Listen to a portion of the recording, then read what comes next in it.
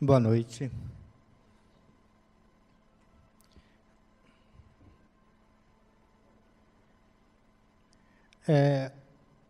Não sei se todos vocês vieram na quarta passada. Quartas-feiras tem uma palestra que prepara para o trabalho mediúnico, né? E a partir da semana passada nós começamos um novo livro em capítulos que traz, cada capítulo, uma mensagem do plano espiritual que ajuda muito nesse trabalho mediúnico. Mas eu sempre digo o seguinte, não só aos médiuns que estão trabalhando, mas muito a nós também, ela ajuda, auxilia. E no caso desse livro, especificamente, Pensamento e Vida, de Chico Xavier, né, passado por Emmanuel, é interessante a gente dizer que esse livro foi um pedido que nós, encarnados, fizemos ao plano espiritual, aos amigos espirituais, de algum livro que eles utilizavam lá, e que pudéssemos utilizar aqui como base dos trabalhos semanais, né, desse centro espírita. E aí, Emmanuel trouxe esse livro, em que ele diz que esse livro é usado como uma cartilha no plano espiritual para os trabalhos com os espíritos reencarnantes. Olha que interessante. Ele tanto é utilizado no Ministério da Regeneração, quanto para aqueles espíritos que vão nascer aqui novamente. Então, eles usam demais essas lições. Eles chamam de cartilhas, né?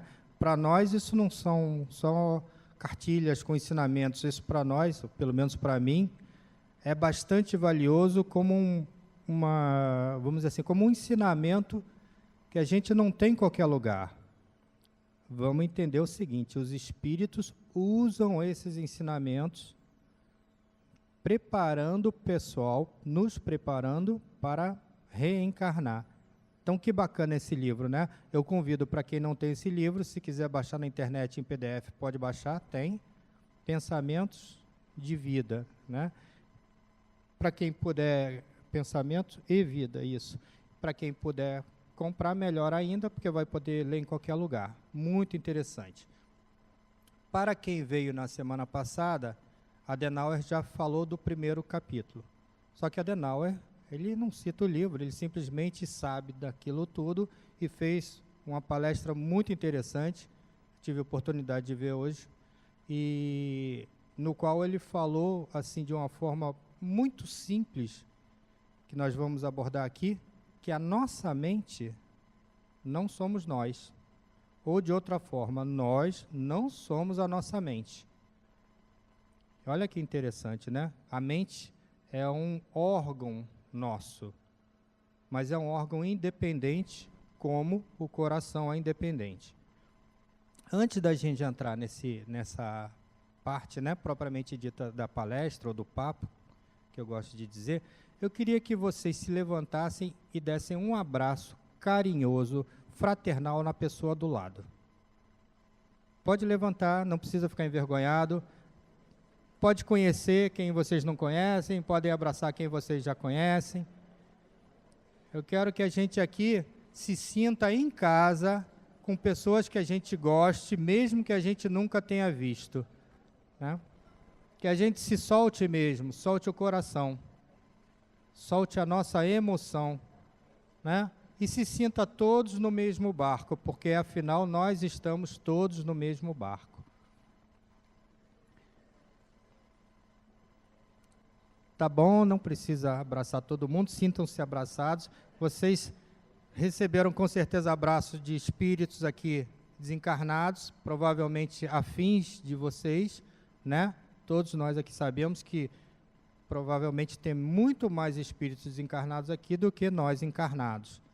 Eu não consigo ver, talvez infelizmente, mas para quem consegue, deve ser muito bacana isso. Então a gente vai começar o nosso papo aqui, já com a leveza de todo mundo se conhecer, ou todo mundo pelo menos se sentir né? Se sentir uno nesse trabalho. Eu quero ler para vocês esse capítulo 2, porque ele é tão interessante que simplesmente pela fala vocês não vão conseguir sentir ou ter a sensibilidade do que é esse texto. Vamos lembrar que isso é usado pelos Espíritos no Ministério da Regeneração e ao reencarnarmos, tá? Então, vontade. Comparemos a mente humana, espelho vivo da consciência lúcida, a um grande escritório, subdividido em diversas seções de serviço. Aí possuímos o departamento do desejo, em que operam os propósitos e as aspirações, acalentando o estímulo ao trabalho. O departamento da inteligência, dilatando os patrimônios da evolução e da cultura. O departamento da imaginação, amealhando as riquezas do ideal e da sensibilidade. O departamento da memória, arquivando as súmulas da experiência, e outros ainda que definem os investimentos da alma. Então, isso é a nossa mente. Acima de todos eles, porém, surge o gabinete da vontade. A vontade é a gerência esclarecida e vigilante, governando todos os setores da ação mental. Olha que interessante. A vontade é a gerência esclarecida e vigilante. A divina providência concedeu-a por auréola luminosa à razão, depois da laboriosa e multimilenária viagem de ser pelas províncias obscuras do instinto. Então, a gente foi adquirindo a vontade desde que fomos criados, né? Milênios e milênios atrás, tá? Para considerar-lhe a importância, basta lembrar que ela é o leme de todos os tipos de força incorporados ao nosso conhecimento. Então, pela vontade eu faço ou deixo de fazer o que eu quiser. A eletricidade é energia dinâmica, o magnetismo é energia estática, o pensamento é força eletromagnética. Pensamento, eletricidade e magnetismo conjugam-se em todas as manifestações da vida universal, criando gravitação e afinidade, assimilação e desassimilação nos campos múltiplos da forma que servem à romagem do espírito para as metas supremas traçadas pelo plano divino. A vontade, contudo, é o impacto determinante. Nela dispomos do botão poderoso que decide o movimento ou a inércia da máquina. Então, pela vontade, ou a gente se move ou a gente não se move, fica parada. O cérebro é o dínamo que produz energia mental, segundo a capacidade de reflexão que lhe é própria. No entanto, a vontade temos o controle que a dirige nesse ou naquele rumo, estabelecendo causas que comandam os problemas do destino. Sem ela, o desejo pode comprar ao engano aflitivos séculos de reparação e sofrimento. A inteligência pode aprisionar-se na enxovia da criminalidade.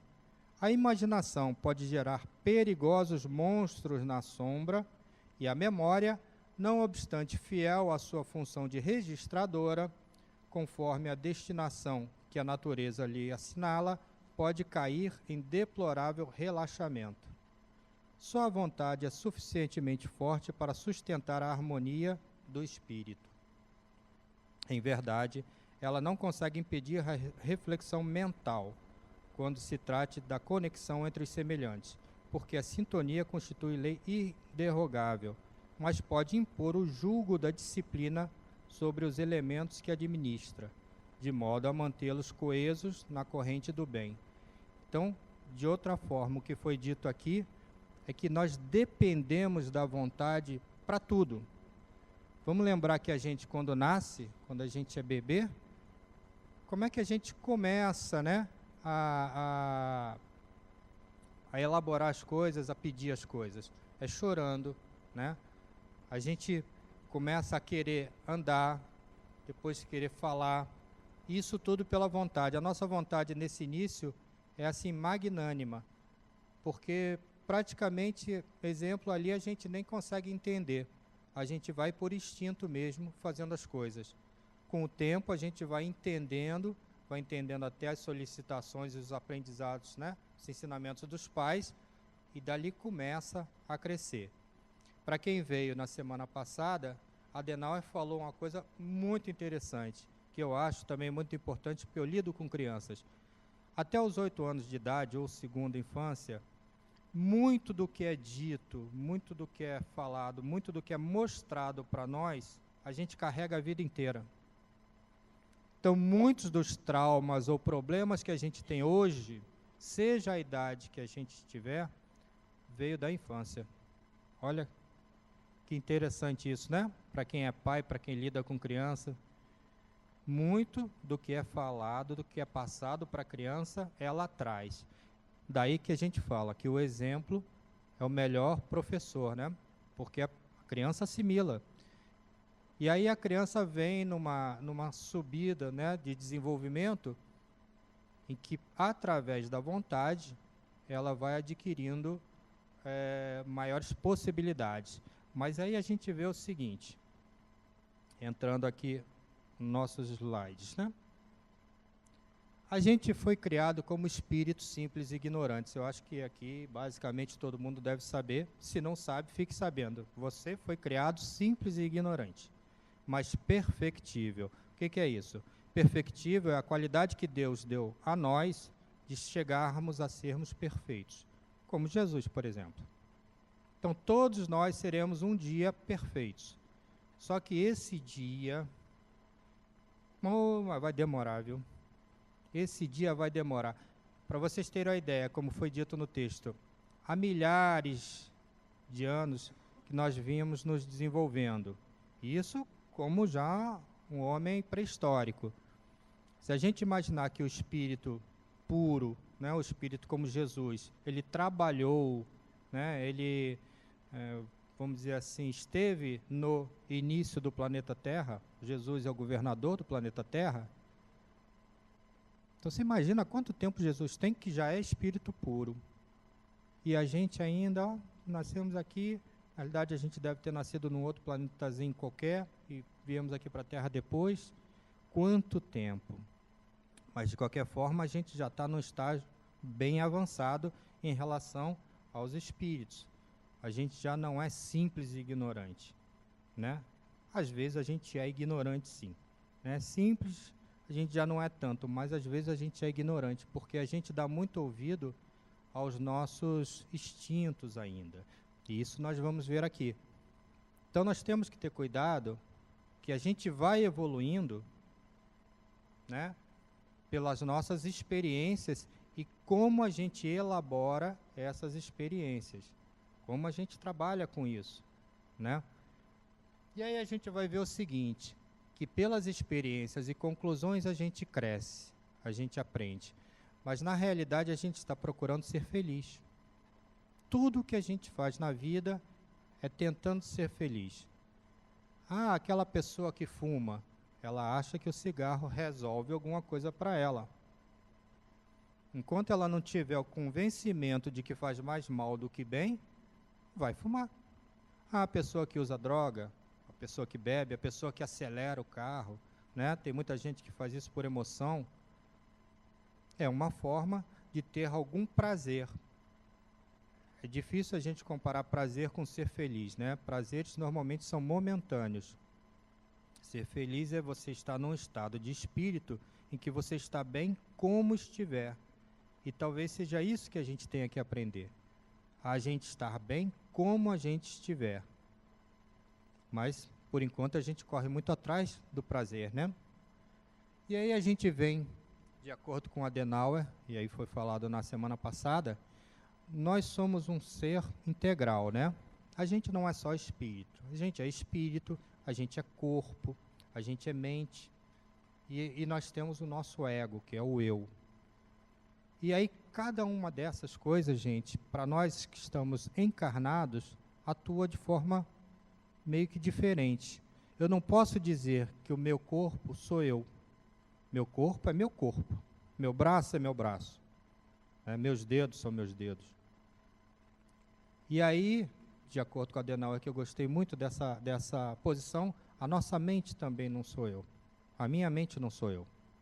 A mente de vocês não é vocês. Né? Então, a mente trabalha sozinha. E olha que interessante. A mente elabora pensamentos sozinha. Pô, mas como é que pode? A minha mente, a minha mente é minha. Como é que ela elabora pensamentos sozinhos?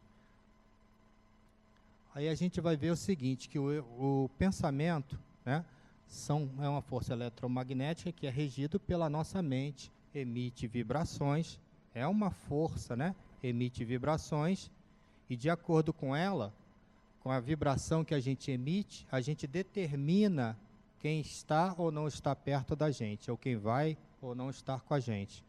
Mas o problema é o seguinte, é que a nossa mente não para. E aí a gente vai ver, para quem já fez algum exercício de meditação, que a maior dificuldade quando a gente começa a meditar é exatamente a gente controlar a mente. Mas como? Pois é, porque a mente é independente.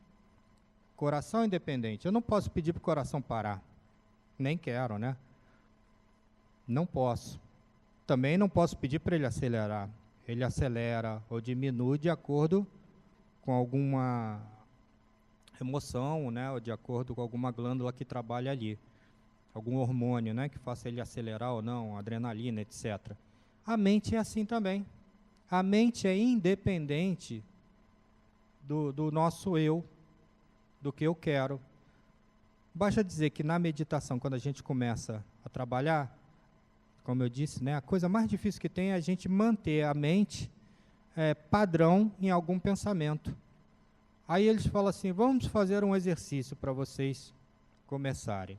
Eu quero que você feche os olhos e pense na respiração. Foque a respiração.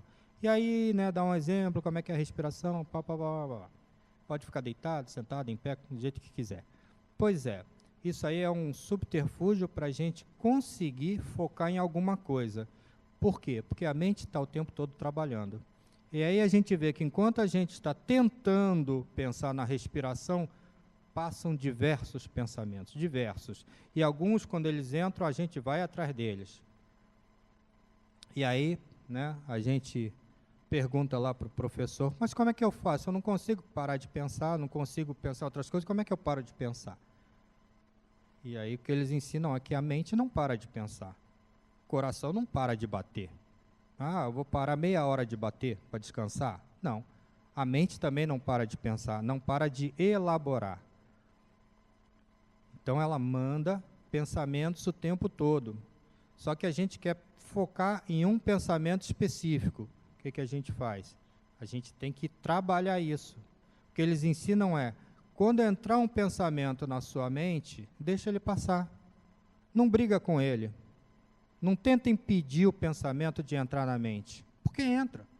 Tua mente foi feita para isso. Mas deixa ele passar. Foca na respiração. E aí a gente vai aprendendo aos poucos, né, a concentração, a focar em alguma coisa e deixar a mente aí o mais preparada possível para pensamentos mais importantes. Quando a gente começa a fazer isso é bacana porque desses pensamentos também, alguns entram pensamentos importantes, algumas visões que a gente precisa, alguns projetos que a gente precisa desenvolver, e ali às vezes vem alguma solução, e aí você pode embarcar nele. De qualquer forma, você ali vai estar mais preparado para desenvolver aquilo. Mas o importante é a gente ter uma ideia que a mente é individual. Individual e, de certa forma, egoísta. Ela pensa o que ela quiser. A gente é que tem que ter a noção de como trabalhar isso. Como a Adenauer falou, o problema é que a gente não sabe que a nossa mente trabalha assim, não sabe que ela tem várias nuances ali que, vamos dizer assim, que influenciam no pensamento, como o instinto, como os medos que a gente tem, como os desejos, né, como o que a gente já aprendeu, experiências, memórias, tudo isso influencia em como a gente vê o mundo e como a mente trabalha. Então a gente tem que conhecer isso. Esse livro é um convite para a gente começar a pensar isso mais profundamente e começar a se conhecer melhor. Porque quando a gente passa a se conhecer melhor, a gente começa a controlar a mente. E aí a gente começa a controlar os pensamentos, né? Vocês já devem ter se percebido assim, pensando mal de alguém. ou pensando mal de alguma situação, ou pensando no acidente. Ah, mas será que eu sou isso? Não, não gosto de pensar mal dos outros. Mas às vezes eu penso, porque a mente está pensando. E aí a gente briga com ela, né? Não, não vou pensar mal, não, não sei o quê. Alguns pensam, né? Mas não vou pensar, não. Então a mente trabalha da forma dela. O que a gente precisa saber, precisa aprender é a dominar isso. Já que nós somos o eu, né? A gente pode dominar, mas a gente tem que aprender como. A gente tem que aprender a trabalhar nossos medos. O medo eu tenho, por exemplo, medo de barata. Acho que quase todo mundo tem medo de barata. Na realidade, a gente não tem medo de barata. Isso foi explicado por um professor aqui da ULI, que é um psiquiatra, muito bom ele, muito bacana, já deu aula para a juventude. E ele explicou, o medo de barata é porque a gente concentrou na barata todos os nossos medos a gente botou na barata. Coitada da barata, né? Medos e nojos e etc. Então, pronto. Então, a partir do momento que a gente faz isso, quando aparece uma barata, vem tudo para a mente. Tudo que a gente não gosta, apareceu ali. E aí a gente cria essa imagem do nosso medo, do nosso nojo, do que a gente não gosta na barata, né? Pode ser barata, pode ser uma cobra, pode ser o que for, né? A gente cria isso. A mente simplesmente trabalha com o que ela tem.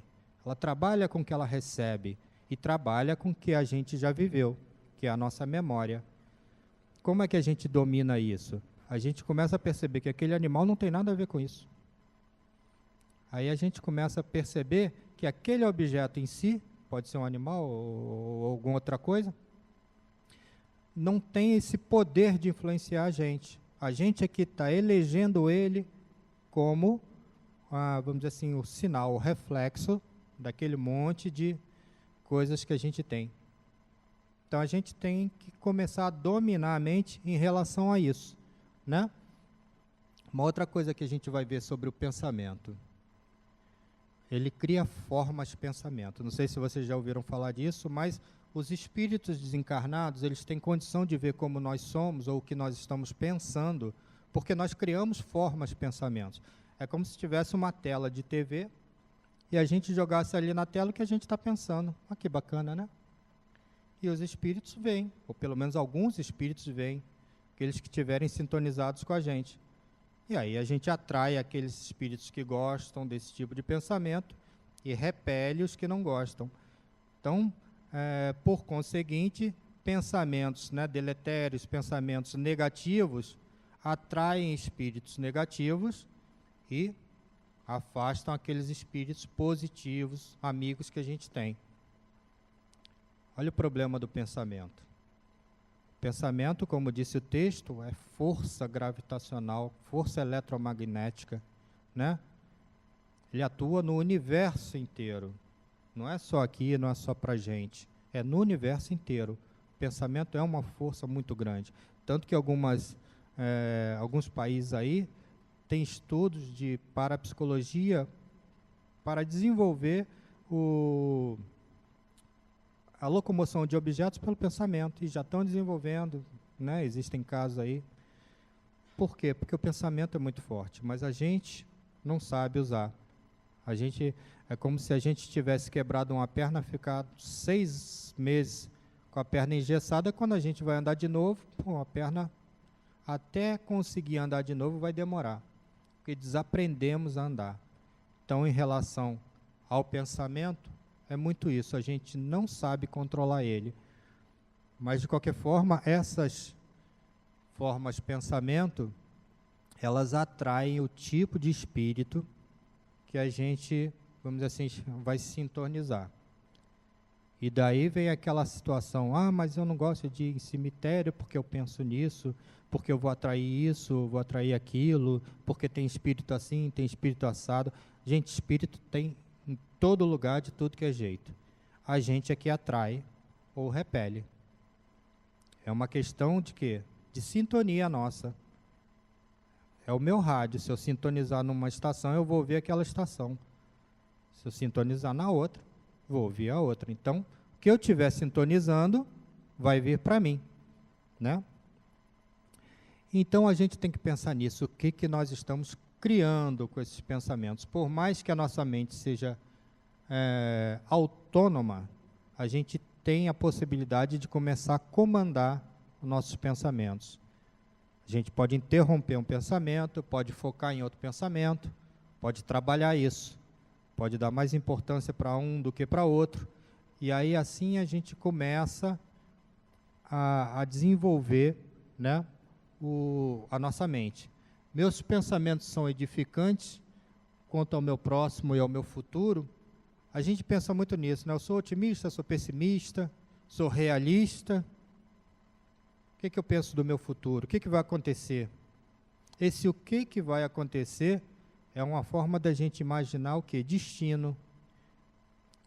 Qual vai ser o meu destino? O que eu vou fazer quando aparecer alguma coisa? Eu mereço essa carga de coisas que estão acontecendo?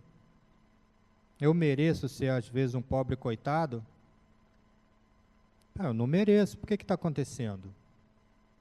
Olha o que eu estou criando.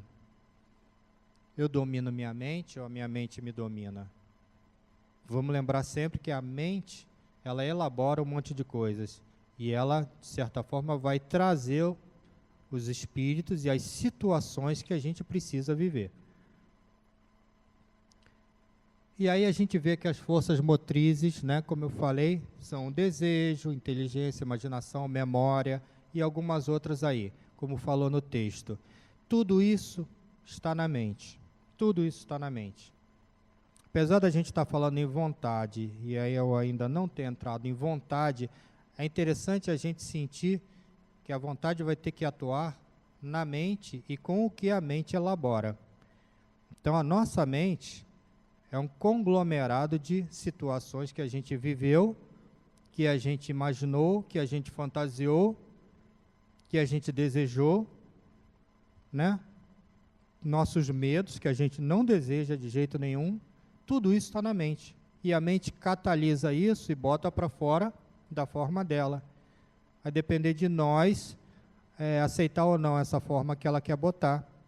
Eu posso, vamos dizer assim, querer dar um chilique e não dou. Minha vontade é dar um chilique. Pois é, a vontade da mente, não é a minha vontade. Eu posso anular essa vontade. Então, quando vocês forem dar chilique, pensem que vocês podem anular isso. Né? Não precisa seguir a mente assim, tintim por tintim.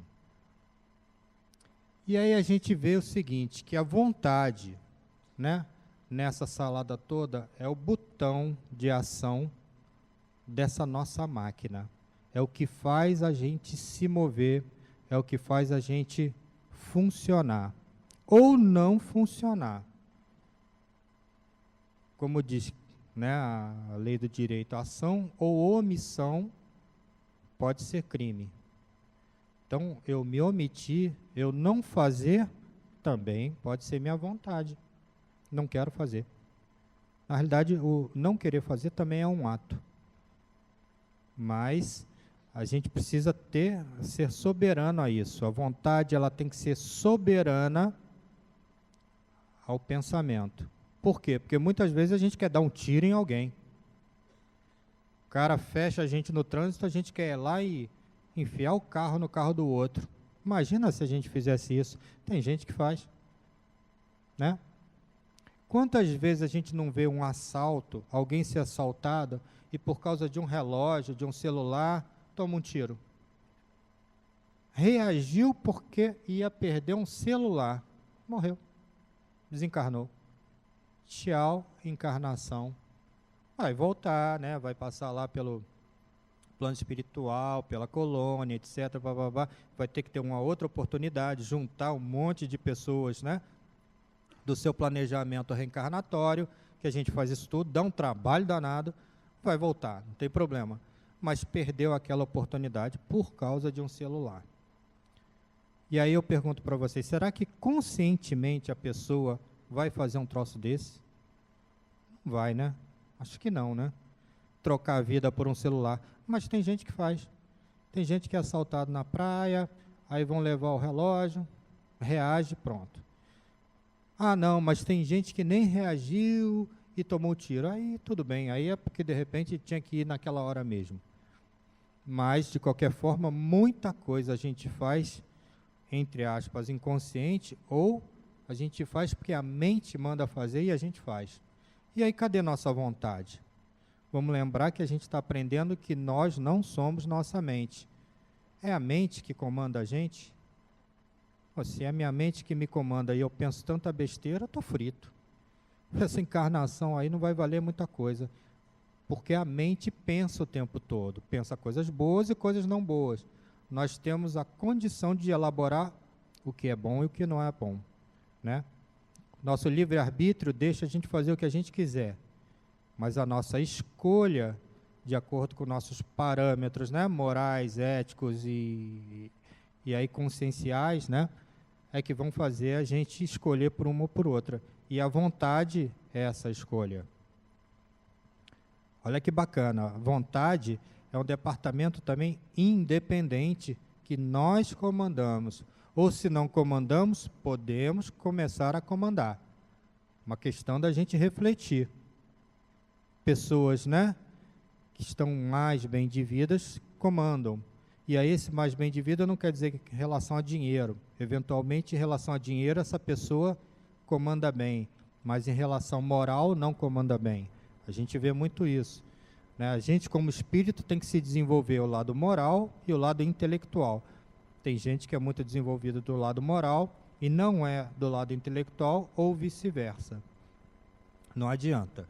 A gente, para evoluir, tem que desenvolver os dois lados. Então, só o lado intelectual também não adianta muita coisa. A gente vai inventar 1000 coisas, mas eventualmente não vai fazer muito bem para a humanidade que nós vamos inventar, tá? Então, vontade é decisão no final das contas. A gente precisa ter essa noção de que a nossa vontade é decisão. A gente precisa decidir as coisas. A gente precisa ter a maturidade de não ficar por conta de medos, né? Tenho medo disso, tenho medo daquilo, tenho medo de andar de avião, tenho medo de não sei o quê, como se o avião fosse cair por minha causa. Olha só que bacana. Eu tinha que ser muito importante, né, para não querer andar de avião, porque senão o avião vai cair. E aquelas pessoas todas que estão lá? Não tem o merecimento delas, ou vão ter que desencarnar por minha causa? Não, né? O avião cai quando tem que cair. Quando junta um monte de gente que tem que desencarnar. Ou, às vezes, nem todos, né? A gente vê um ou outro acidente de avião aí que morre muita gente, mas um ou outro escapa. Então, não precisava de ter ido. Olha que escapar de um acidente de avião é uma coisa, assim, muito rara. Mas não tem jeito. Isso aí são coisas que tem ou não tem que acontecer, né? Não é bem destino, é muito mais programação. Programações que a gente fez.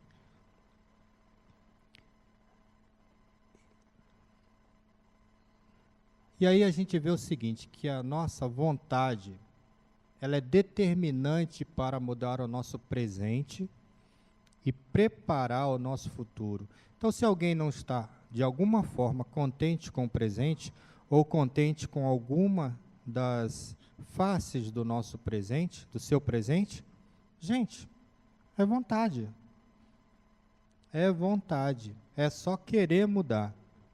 Só querer mudar. E a gente vê o seguinte, que não existe o destino. Por quê? Porque a gente pode mudar o destino. O destino é o quê? É alguma coisa que está para acontecer devido a uma situação que a gente se encontra. Provavelmente. Se eu estou num avião que está pegando fogo nas turbinas, provavelmente vai cair e eu vou morrer. Mas pode não acontecer isso. Então o destino muda. De repente tem um paraquedas lá e eu salto, sei lá. Ou para o fogo, ou não sei o quê. Então, destino, gente, na realidade não existe. Destino é uma tendência que pode acontecer. A gente pode mudar. Então, se na minha vida tem alguma coisa que não está funcionando bem, eu tenho que começar a trabalhar isso. Seja no plano material, seja no plano espiritual. Meu problema pode não ser material, posso estar muito bem de vida, ganhando bem, mas eu não estou satisfeito, não estou feliz. Eu tenho uma família maravilhosa, mas não estou satisfeito. Por quê? O que mais que você quer? Né? O que mais que a gente precisa para estar bem? Então a gente tem que mudar o que não está bem. A gente tem que mudar talvez o foco do nosso pensamento. O que eu estou desejando que eu não consigo? Que prazer eu estou querendo que não consigo? Será que esse prazer realmente é conveniente para a gente? Poxa, mas se eu quero esse troço, por que não vem para mim? Por que eu não ganho na Mega Sena? Eu jogo toda semana. Eu não posso sonhar, né, ou viver por ganhar na Mega Sena. Eu posso até tentar. Está lá, um ou outro ganha, de repente eu posso ganhar. Mas eu não posso viver em função disso. A minha vida só vai se resolver se eu ganhar na Mega Sena. Pô, se for isso, é melhor começar de novo. Então a gente tem que ter essa ideia na cabeça, que nós podemos definir o nosso futuro, como diz ali, né? A gente pode determinar o nosso presente, as nossas mudanças e definir o nosso futuro. A gente precisa ter consciência de como funciona isso. Obviamente que vocês todos que estão aqui no centro espírita, né, ou em tratamento ou em não tratamento, ou como os amigos médios que entraram agora em trabalho, estão procurando uma melhora, né? Seja a melhora de vida, seja a melhora espiritual, seja se doar. Isso tudo é importante. Isso tudo faz da gente, vamos dizer assim, prever um certo tipo de felicidade que vem aí pela frente. A doação do trabalho, gente, para quem não trabalha, não sei, assim, no bem, né, que a gente chama, trabalho social, é muito gratificante, muito gratificante. Para quem não tem um trabalho desse, a casa sempre convida, aqui não falta área para a gente trabalhar. É uma forma da gente conhecer pessoas bacanas, é uma forma da gente desenvolver o nosso lado bom, o nosso lado moral, é uma forma da gente sentir prazer dando alguma coisa de boa para aquela pessoa. A gente aprende muito, né? De preferência não ganhando nada, né? De preferência não ganhando nem sorriso, nem palma, nem nada, porque, como se diz, quanto mais a gente doa sem ganhar nada, maior é a doação, né? Então, a gente precisa de ter esse discernimento. O que eu quero da minha vida? O que eu estou fazendo aqui? Por que eu estou no centro espírita? Por que eu estou me tratando? Eu quero melhorar. Mas como é que eu vou melhorar? O que está me atrapalhando? São meus pensamentos? Minha vibração? Eu não estou conseguindo dirigir minha vibração para coisas boas? Eu preciso ter essa noção, né? Preciso ter esse discernimento.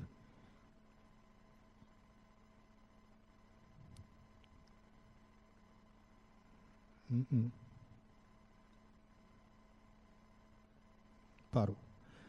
Mas, então, gente, assim, é importante que a gente tenha essa noção de que nós devemos dominar a nossa mente e que nossa mente é independente de nós.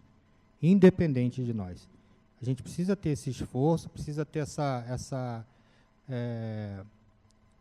correção de saber que muita coisa que nós pensamos não somos nós. E nem temos que fazer o que a gente pensa o tempo todo. Não é obrigação nossa fazer aquilo. Ao contrário, a gente tem um compromisso com o nosso crescimento.